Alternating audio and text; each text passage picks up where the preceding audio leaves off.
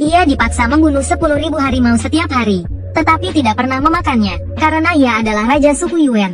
Untuk memberi makan sukunya, ia terpaksa memburu harimau, raja segala binatang. Namun, berapapun banyaknya harimau tidak cukup untuk memberi makan sukunya. Agar bisa makan daging harimau setiap kali makan, ia terpaksa memimpin sukunya menyeberangi Gunung Putih yang dikuasai Raja Roh Pahlawan. Namun, ketika Raja Roh Pahlawan mengetahui bahwa ia telah membunuh semua harimau di Gunung Putih, ia bersumpah untuk membantai suku Yuer. Di bawah tekanan kekuatan spiritual Raja Roh Pahlawan, mereka hanya bisa dibantai seperti semut. Melihat sukunya terus-menerus mati di hadapannya, Raja Yuer akhirnya menjadi gila.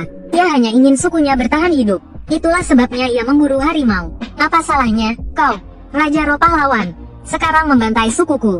Apa bedanya dengan apa yang kami lakukan? Demi sukunya, ia dengan berani menyerang Raja Roh Pahlawan, berusaha mengulur waktu agar sisa sukunya bisa melarikan diri. Namun, kepalanya ditendang hingga putus. Sampai mati pun ia masih mengutuk Raja Roh Pahlawan. Namun, Raja Roh Pahlawan masih belum mau melepaskan sisa sukunya. Ia segera memerintahkan Jenderal Harimau untuk membunuh semua anggota suku Yuer yang melarikan diri. Penguasa hebat suku Yuer pun musnah.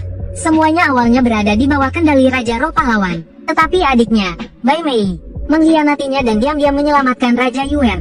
Sebelum pertempuran besar, Bai Mei memberi Raja Yuer sebuah pil. Setelah Raja Roh Pahlawan pergi, kepala Raja Yuer kembali tersambung.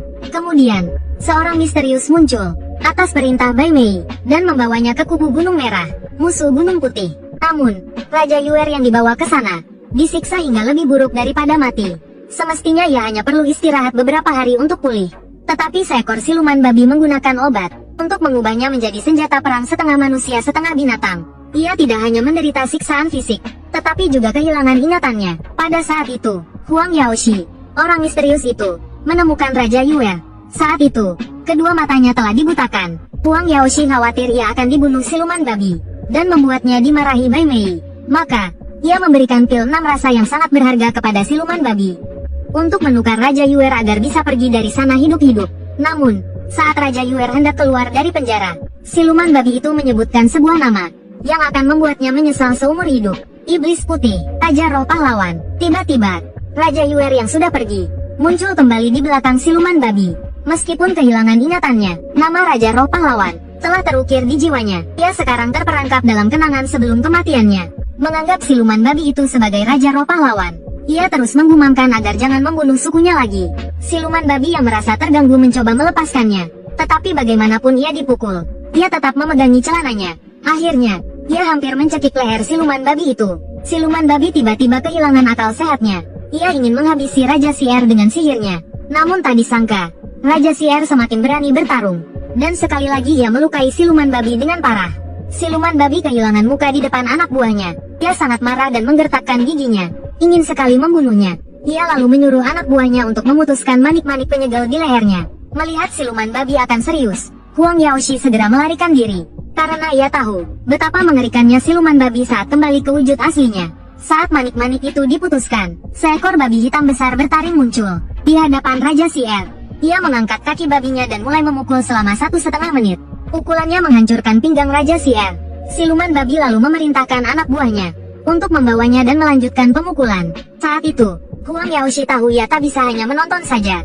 Ia berubah ke wujud aslinya dan, meskipun berisiko terbunuh, ia mencoba membujuk siluman babi untuk berhenti. Namun, saat kedua siluman itu berhadapan, aura buruk tiba-tiba mengejutkan mereka. Anak buah yang disuruh menarik Raja Sier malah memegang untayan manik-manik yang putus.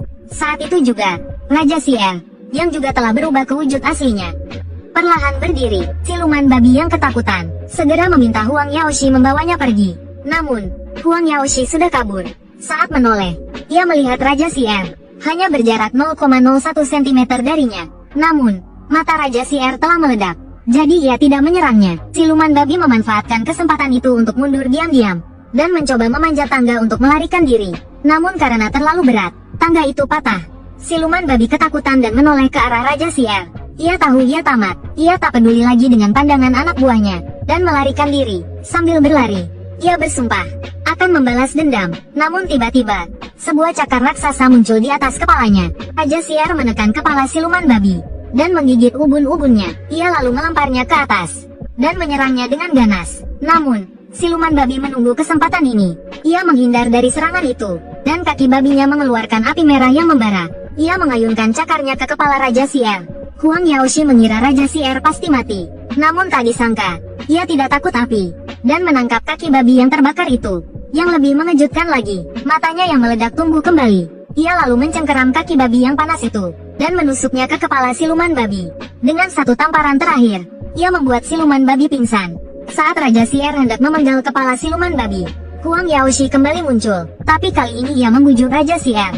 Jika siluman babi dibunuh, mereka semua akan mati di sini. Namun, Raja Sier yang kehilangan akal sehatnya, tidak mendengarkan. Ia mengulurkan cakarnya untuk menyerang Huang Yaoshi. Namun sedetik kemudian, ia terbakar menjadi arang oleh api. Seluruh tubuhnya terbakar, hanya giginya yang masih keras. Tiba-tiba, siluman kecil yang lucu, sambil memperhatikan siluman babi yang sedang bermimpi, ia bertanya pada Huang Yaoshi, siapa yang telah mengubahnya menjadi kepala babi. Namun sedetik kemudian, Raja Sier yang tadinya dianggap telah terbakar sampai mati, tiba-tiba bangkit, dan menggigit siluman kecil itu. Tapi hanya menggigit udara. Siluman kecil itu tiba-tiba muncul di belakangnya, dan api berubah menjadi tali yang mengikatnya. Saat itu, tubuh Raja Sier yang hangus kembali pulih seperti semula. Siluman kecil itu terkejut mendapati bahwa Raja Sier memiliki kemampuan generasi yang kuat. Maka, ia membakarnya lagi menjadi arang. Namun, ia terkesan oleh kemampuan bertarung dan generasi Raja Sier yang luar biasa. Ia kemudian melemparkan Raja Sier ke dalam penjara hantu. Jika Raja Sier bisa bertahan dan berlatih di sana selama 2,5 tahun tanpa mati, ia akan menerimanya sebagai murid dan mengajarinya bermain bola basket. Huang Yaoshi bingung dengan dendam antara Raja Sier dan Raja Yingling.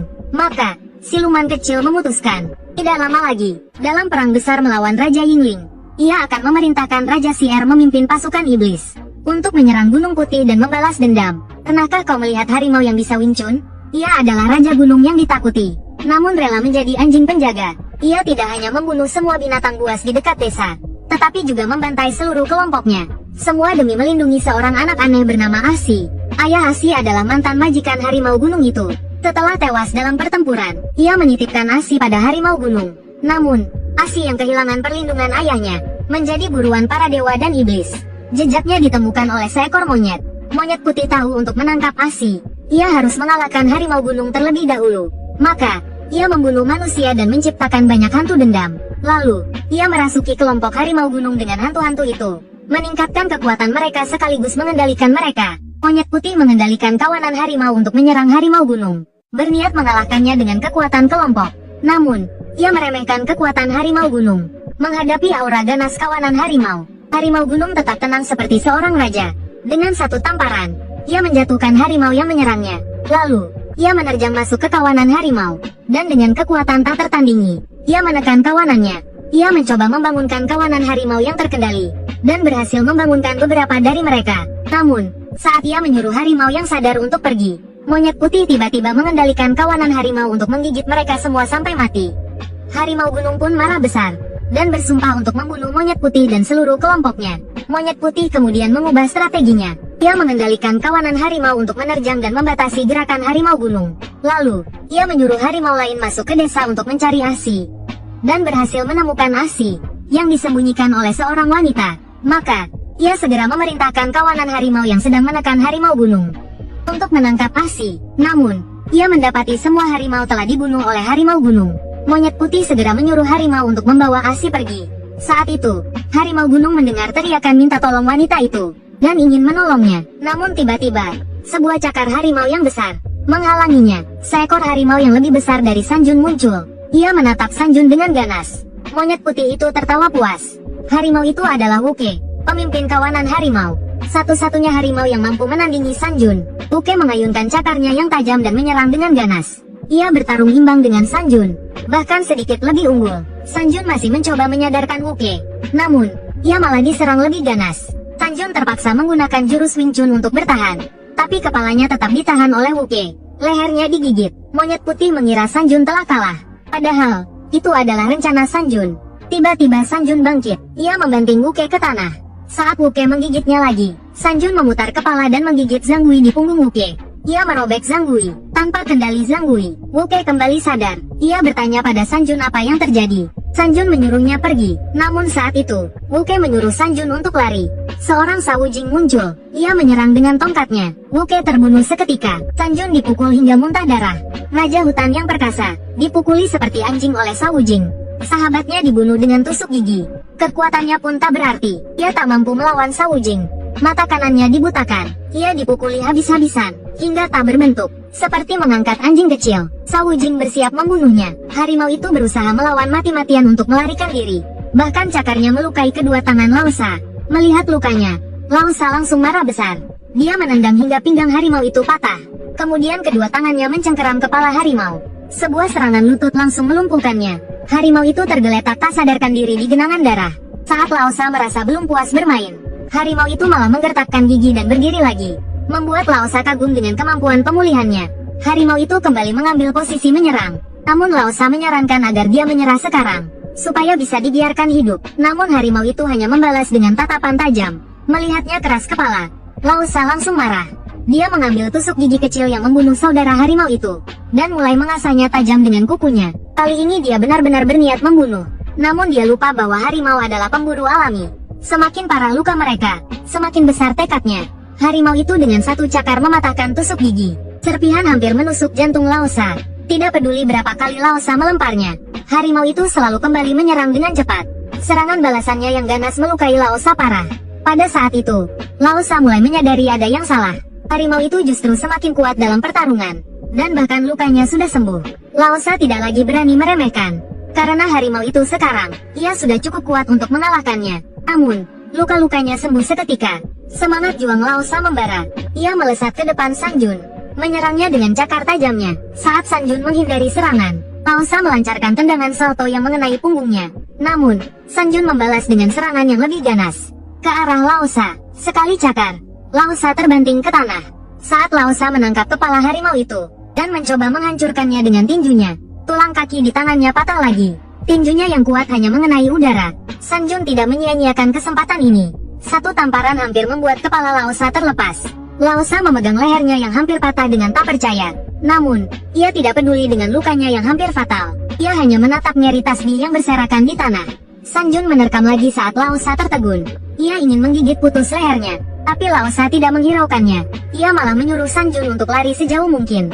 Ia berusaha keras untuk melepaskan diri dari Sanjun. Namun, Sanjun menggigit lehernya dengan erat. Laosa akhirnya menyerah. Wajahnya tiba-tiba berubah menjadi seperti binatang buas. Tubuhnya berubah menjadi monster yang berdiri tegap. Dibandingkan dengannya, Sanjun tampak seperti anjing kecil. Monster itu menarik Sanjun yang menempel di tubuhnya. Ia membanting kepala Sanjun ke tanah. Sanjun menatap monster itu dengan tak percaya. Dia tidak tahu monster apa itu. Komik sesat, tapi itu tidak menghentikan niat membunuh Sanjun. Ia menerjang monster itu dengan kecepatan tinggi. Komik sesat serangan yang ia kira pasti mengenai. Komik sesat dengan mudah dihindari. Komik sesat monster itu jelas lebih cepat dari Sanjun, dan jauh lebih kuat. Sanjun yang kepalanya tertangkap. Komik sesat tidak bisa melawan. Komik sesat. Tiba-tiba, monster itu mengangkat Sanjun tinggi-tinggi. Komik sesat. Lalu ia mengepalkan tangannya. Sekali pukul, ia menembus tubuh Sanjun. Sementara itu, rubah putih yang menjaga keturunan Raja Roh tiba-tiba merasakan aura yang kuat. Saat ia pergi untuk memeriksa, ia hanya melihat Sanjun yang terluka parah dan Raja Cier yang mengawasinya. Rubah putih segera menggunakan bola roh untuk mengendalikan harimau melawannya. Ia kemudian mematahkan leher Raja Cier dengan ekornya. Akhirnya, ia menembus kepala Raja Cier dengan bola roh.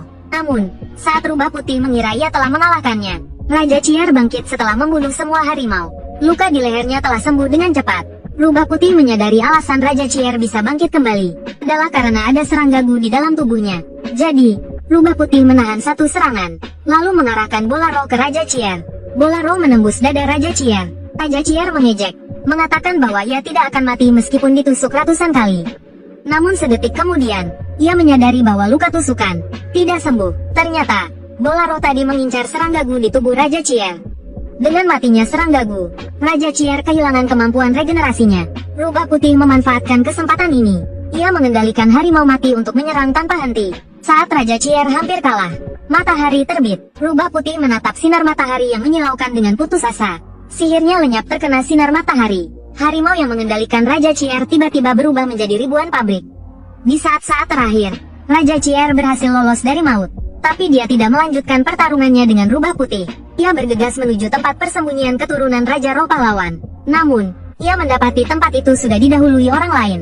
Ternyata, bawahan Bai Mei, Huang Yaoshi, diam-diam telah menculik bayi itu saat semua orang lengah.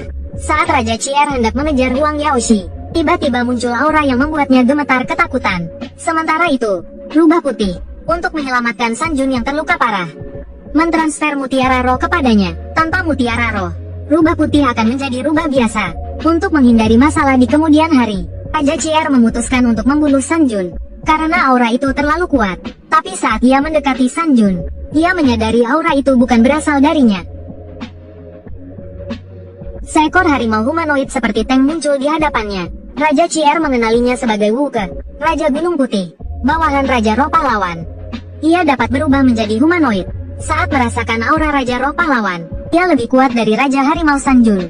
Wuke tidak menyerang Raja Chier, melainkan melihat sekeliling, mencari sesuatu. Tiba-tiba, tanda di kepalanya merasakan aura Raja Roh Pahlawan. Ia hendak mencari keturunan Raja Roh Pahlawan, tapi Raja Chier tidak ingin ia berhasil. Ia mengerahkan seluruh kekuatannya untuk menjebak Wuke. Ia bahkan menggunakan jurus pamungkasnya, tubuh api. Tubuhnya dipenuhi api, membuatnya tak terkalahkan. Namun, tubuh api kebanggaannya dipadamkan Wuke dengan satu tamparan. Untuk menahan Wuke, Raja Chier bertarung seperti kecoa yang tak bisa mati. Ia terus bangkit meski berulang kali dijatuhkan. Akhirnya, ia membakar gunung untuk menahan Wuke. Namun, ia kehilangan satu tangannya. Saat ia mengira ajalnya sudah tiba, Wuke tiba-tiba kembali ke wujud hewannya. Ternyata, Huang Yaoshi telah membawa keturunan Raja Roh Pahlawan pergi dari Gunung Putih, sehingga Wuke tidak bisa lagi merasakan aura Raja Roh Pahlawan. Raja Chier tertegun melihat Wuke dalam wujud harimau. Lalu, ia melampiaskan semua kekesalannya. Ia memukuli Wuke habis-habisan. Dalam wujud hewan, Wuke bukanlah tandingan Raja Chier. Saat lehernya hendak digigit putus oleh Raja Chier, San Jun, yang diselamatkan rubah putih dengan mutiara roh, tiba-tiba muncul. Ia menggigit putus ekor Raja Chier dan menyelamatkan Wuke. Tanpa kemampuan regenerasinya, dan setelah bertarung berulang kali, Raja Chier sudah kelelahan. Tapi lawannya, Raja Harimau San Jun, dan Raja Gunung Putih Wuke, ingin membunuhnya. Wuke yang impulsif menyerang Raja Chier lebih dulu. Tapi unta kurus masih lebih besar dari anjing. Meski kelelahan, Raja Chier masih terlalu kuat untuk Wuke. Ia langsung menindih Wuke dan menggigit putus lengannya. Jika bukan karena San Jun, Wuke pasti sudah mati. Raja Chier sudah sangat lelah hingga hampir tak bisa membuka matanya. Ia mengerahkan sihirnya untuk serangan terakhir. Serangannya yang kuat membuat kedua harimau tak bisa melawan. Namun, ketahanan mereka melebihi perkiraan Raja Chier. Meski kuat, serangannya tak bisa menjatuhkan mereka.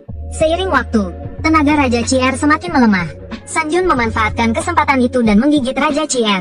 Dan serangan terkuat Wuke yang telah dipersiapkan mendarat. Kerjasama kedua harimau itu sempurna. Namun, Raja Chier yang berpengalaman bereaksi lebih cepat. Dia langsung menggunakan San Jun sebagai tameng. Namun, Raja Chier tidak pernah menyangka bahwa serangan Wuke dapat menembus San Jun. Serangan terkuat itu langsung melukai parah Raja Chier. Raja Chier masih ingin membakar hidupnya untuk mati bersama. Tetapi, ia ditekan oleh kekuatan gabungan San Jun dan Wuke. Akhirnya, Raja Chier yang kehabisan tenaga digigit kepalanya. Raja yang tangguh, Raja Yuer, resmi mengakhiri perannya. Ini juga menandai berakhirnya klan Yuer dalam sejarah. Namun, setelah San Jun pergi, kepala Raja Yuer secara misterius tumbuh kembali. Ternyata, ada seekor serangga regeneratif di dalam tubuhnya, yang membuatnya abadi. Pada saat itu, Huang Yao yang bersembunyi di kegelapan, melihat Raja Chier masih hidup, segera maju dan mengembalikan kepalanya ke tempatnya, lalu memberinya obat rahasia yang membuat wanita tidak bisa turun dari ranjang selama 7 hari. Tetapi, saat dia sedang membalut Raja Chier, Wuke menyadari keanehan Raja Chier. Huang Yao segera menggendong Raja Chier dan melarikan diri. Tapi bagaimana mungkin tikus bisa lebih cepat dari harimau? Wuke menggunakan 3 kakinya untuk menghentikan Huang Yao. Ia menatap Raja Chier dengan takjub, melihat kepalanya yang perlahan sembuh. Lalu, ia mengayunkan cakarnya, ingin membunuhnya lagi. Tetapi tiba-tiba ia tidak bisa bergerak. Ternyata, Huang Yao mengendalikan hantu kecil untuk mengendalikan Wuke.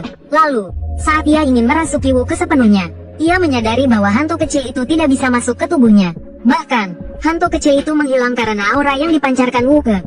Huang Yao langsung gemetar ketakutan. Lalu, ia ditampar pingsan oleh Wuke. Namun, Wuke tidak merasa bahaya telah berlalu. Malah tiba-tiba menjadi tegang. Langit tiba-tiba dipenuhi awan gelap. Di atas kepala Huang Yao yang pingsan, sepasang mata merah menyala. Lalu, dari bangkai hewan di sekitarnya, tiba-tiba muncul aura hantu hitam. Semuanya berkumpul pada hantu kecil yang hampir menghilang. Detik berikutnya, hantu kecil itu berubah menjadi raja hantu berwajah putih yang memancarkan aura merah. Lalu, Wuke dipukul ke tanah oleh raja hantu. Setelah serangan brutal, raja hantu dengan bosan melirik Wuke yang tak bergerak. Lalu, ia berjalan ke Raja Yuer yang pingsan. Ia tiba-tiba melepas topeng putihnya dan menuangkan dirinya sendiri sebagai nutrisi ke dalam tubuh Raja Sier untuk memulihkan energinya. Namun, detik berikutnya, raja hantu berhenti menuangkan energi karena ia menyadari ada seseorang yang melahapnya dari belakang. Ia buru-buru mengambil topengnya dan memakainya kembali. Saat menoleh ke belakang, ia melihat Wuke sedang menggigit kakinya dengan keras.